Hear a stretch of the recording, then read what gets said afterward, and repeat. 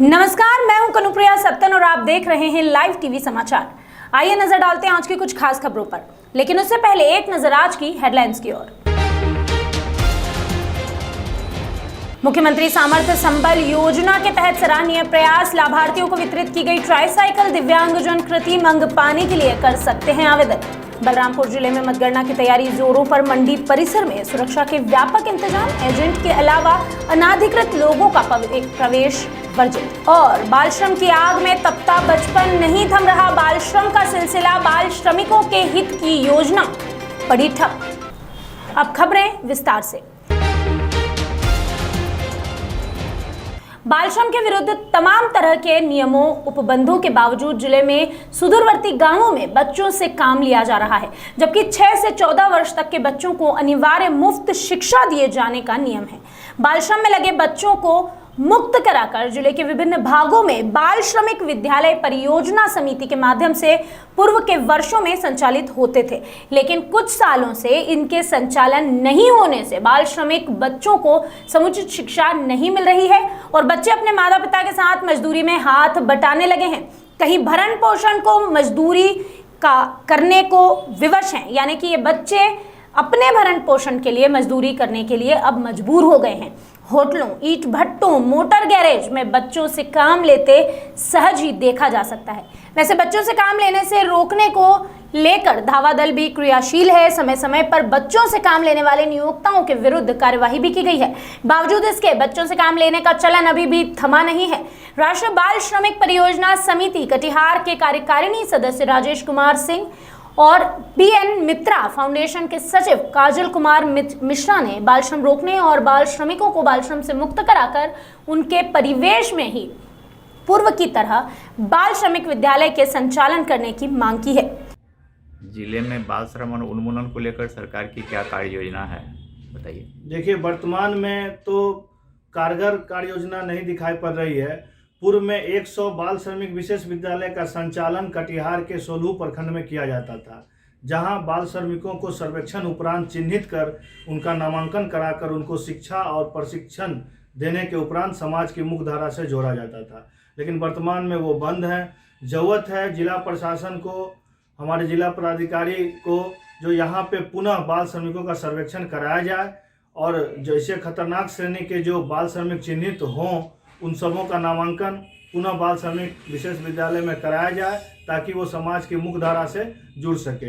पिछले 2 वर्षों में कोविड के दरमियान बहुत सारे बाल श्रमिकों की संख्या बढ़ी भी है, क्योंकि माइग्रेंट लेबर जो दूसरे प्रदेशों में काम करते थे वो अपने बच्चों को भी साथ में ले जाया करते थे और उनके लौटने के बाद वर्तमान में वो अधिकाधिक संख्या में बच्चे भी यहाँ वर्तमान में कटिहार में हैं। तो जरूरत है निश्चित तौर पर सर्वेक्षण कराया जाए और बाल श्रमिक विशेष विद्यालय का पुनः संचालन किया जाए ताकि बाल श्रमिक समाज की मुख्य धारा से जुड़ सके। आपका परिचय? मेरा नाम राजेश कुमार सिंह है और मैं अभिलाषा परिवार स्वयंसेवी संस्था का सचिव हूं। साथ ही मैं राष्ट्रीय बाल श्रमिक परियोजना समिति कटिहार का भी कार्यकारिणी सदस्य हूं। जी, धन्यवाद। कटिहार से मीर सनाउल की रिपोर्ट। प्रदेश सरकार एक तरफ जन कल्याणकारी योजनाएं चलाकर प्रदेश की एकता को लाभ पहुंचाने का प्रयास कर रही है, लेकिन अब भी कुछ गांवों के ग्रामीणों को योजनाओं का लाभ नहीं मिल पा रहा। उन्होंने कहा कि उन्हें आवास योजना, शौचालय, भूमि पट्टा जैसी योजनाओं से अब तक वंचित रखा गया है, जबकि सरपंच सचिव से कई बार इस पूरे मामले के बारे में गुहार लगाई जा चुकी है। सरपंचों के कार्यकाल को बढ़ते बढ़ते 8 साल का समय बीत गया। बावजूद इसके ग्रामीणों की सुनवाई कोई नहीं कर रहा और ग्रामीणों को कोई भी लाभ नहीं दिया गया। गांव की जनता अपने आप को ठगा सा महसूस करती है। कुछ ग्रामीणों को ऐसा ही लगने लगा है क्योंकि उन्हें महत्वपूर्ण योजनाओं से लाभ सरपंच सचिव ने वंचित रखा है। ग्रामीणों ने बताया कि उनके यहाँ हैंडपंप नहीं है, पट्टे नहीं मिले हैं, आवास जैसी महत्वपूर्ण योजनाओं के लाभ से भी वो वंचित हैं। शौचालय का निर्माण तक नहीं हुआ। बुधवार को पंचायत मुर्टर्रा, शिवराम पडरिया, हरगा खेड़ी, उकायला सहित 7-8 पंचायतों के ग्रामीणों के साथ कांग्रेस के सुभाष बहुत के नेतृत्व में जनपद CEO को ग्रामीणों की समस्या को लेकर एक ज्ञापन सौंपा गया। इस दौरान जनपद CEO की कार्यशैली से नाराज ग्रामीणों ने मुर्दाबाद के नारे लगाए। क्या परेशानी है आपकी? हमें जमीन नहीं है, पट्टे नहीं मिले, ना कुटी मिली, मजदूर आदमी है ना शौचालय कुछ नहीं मिली हमें कहीं। सचिव साहब से नहीं कहा आपने? हैं? सचिव से नहीं कहा? सचिव सरपंच साहब कहे थे फिर क्या कहा उनने? मिल जाए कल मिल जाए ऐसी क्या देते बस। कब से गुहार लगा रही हूँ? जिंदगी हिट गई मिलत देना हुआ। मजदूरी कर रहे हैं जब से यहाँ। और क्या परेशानी है? शौचालय शौचालय में कुछ नहीं बना। नहीं मिला। दिया है, किन मांगों को लेकर दिया गया? देखिए, ये ज्ञापन कुरवाई विधानसभा क्षेत्र के अनेकों ग्रामों के अनुसूचित जाति जनजाति के भाई बहन थे और इनकी मांगे यह है, ना तो इन्हें शौचालय मिले, ना शौचालय का पैसा मिला, ना कुटीर मिली, ना इन्हें भूमि मिली जिससे ये अपना जीवन यापन कर सकें। गांव में कई जगह हैंडपंप की स्थितियाँ खराब हैं, पानी नहीं मिल पा रहा है, छोटे छोटे रोडों की स्थिति खराब है। अनेकों बार जब हमने विदिशा के कलेक्टर महोदय को, मुख्य कार्यपालन अधिकारी को, कौन सी पंचायत? देखिए, ये मुटर्रा के थे, उकाइला के थे, पड़रिया के थे और अपने निपानिया, ये कौन सा गांव यहाँ पर, ऐसे 7-8 पंचायतों के ये गरीब भाई बहन थे। इसमें महिलाएं बहुत अधिक मात्रा में थी, बहुत परेशान है। कई लोगों को जो करंट से मर गए उन्हें पैसा नहीं मिला है, कई और दूसरी मौतों से मरे हैं और कोई सुनने के लिए यहाँ तैयार नहीं है। यहाँ के अधिकारी कर्मचारी केवल औपचारिकता करते हैं, कागज को यहाँ से वहाँ भेजते हैं। महीनों से लोगों की समस्याओं का हल नहीं हो पा रहा है। मजबूरी में आज हम लोगों ने यहाँ ज्ञापन दिया है, एसडीएम साहब को ज्ञापन दिया है। यही ज्ञापन कल हमने जिला पंचायत के कार्यपालन अधिकारी को विदिशा में दिया था और यहीं आज जनपद में भी ज्ञापन दिया। नाम है और क्या परेशानी लेकर आप आए हैं? मुटर्रा से जी पंचायत। हाँ। और हमें ना भूमि ही नहीं, जमीन नहीं मिली, पट्टी मिल जाए और कुटीले भी नहीं मिलने साहब, हमें ये योजना मिल जाए। कई आदमी परेशान है हमारे, कमाने पेंशन भी नहीं मिलने कचू आदमी ने। सचिव और सरपंच से कब गुहार नहीं लगाई आपने? नहीं कहा? बहुत दिनों से लगा रहा साहब। क्या कह रहे हैं वो? कहते थे आ जाएंगे आ जाएंगे। अच्छा, सबर करो करना। 5 साल तो हो गए, सबर कब तक? अरे 8 साल हो गई साहब हमें। 8 साल हो गए। आज टूट का साहब हम लोग तो। और क्या योजनाओं का लाभ मिल रहा है? वैसे साहब यही योजना मिल जाए, पट्टी मिल जाए हमारी जाने बस। कितने परिवार हैं ऐसे? मतलब परिवार है 4 से ज़्यादा घर जाना है। विदिशा से मुकेश चतुर्वेदी की रिपोर्ट। जनपद बहराइच के थाना विश्वेश्वरगंज अंतर्गत वन रेंज पयागपुर में इस समय हरे पेड़ों की कटान यानी कि कटाई जारी है। इससे ना तो विभाग और ना ही कोई अन्य व्यक्ति यानी कि कोई प्रशासनिक व्यक्ति पार पा रहा है। स्थानीय प्रशासन अब तक इस पूरे मामले में कुछ भी नहीं कर सका है। अभी तक जिस तरह हरे पेड़ों की कटाई की गई है उससे तो साफ लगता है कि यहाँ सब कुछ ठीक ठाक नहीं है।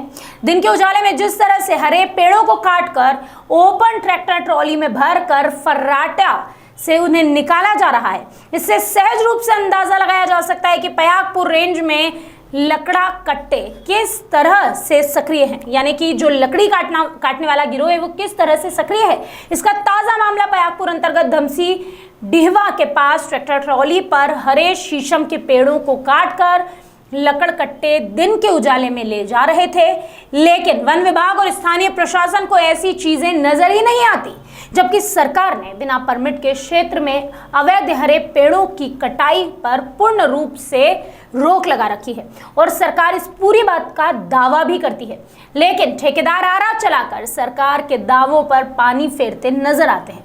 अब देखना यह है कि वन विभाग कब तक इस पूरे मामले को अपने संज्ञान में लेगा और इस पर वाकई कोई कार्यवाही करेगा।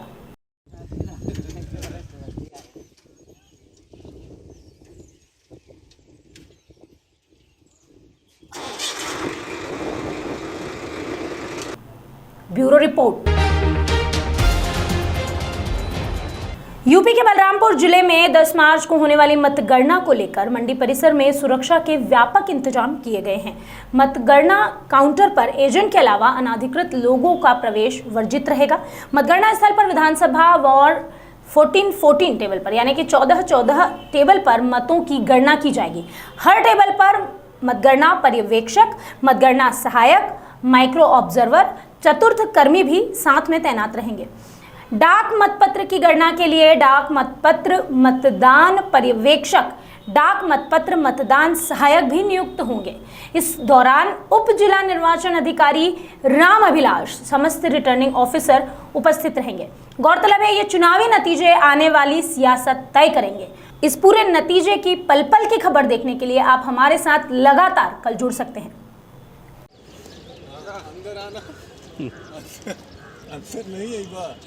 कल आएंगे। बलरामपुर से सत्यप्रकाश शुक्ला की रिपोर्ट। मुख्यमंत्री सामर्थ्य संबल योजना के तहत सामाजिक सुरक्षा कोषांग ने आज 43 यानी कि 43 ट्राईसाइकिल योग्य लाभार्थियों के बीच वितरित की। समाहरणालय परिसर के जिला पदाधिकारी नवीन कुमार ने कहा कि सामाजिक सुरक्षा कोषांग में अब तक प्राप्त आवेदनों पर विचार करते हुए सभी को जरूरी उपकरण ट्राईसाइकिल बांट दिए गए हैं। बावजूद इसके यदि कोई भी इससे वंचित रह गया है या छूट गया है, जिन्हें कृत्रिम अंग उपकरण ट्राईसाइकिल व्हीलचेयर वैसाखी की आवश्यकता है, तो अवश्य जिला सामाजिक सुरक्षा कोषांग मुंगेर में आवेदन दे सकता है। सभी योग्य लाभार्थियों को इसका लाभ अवश्य दिया जाएगा।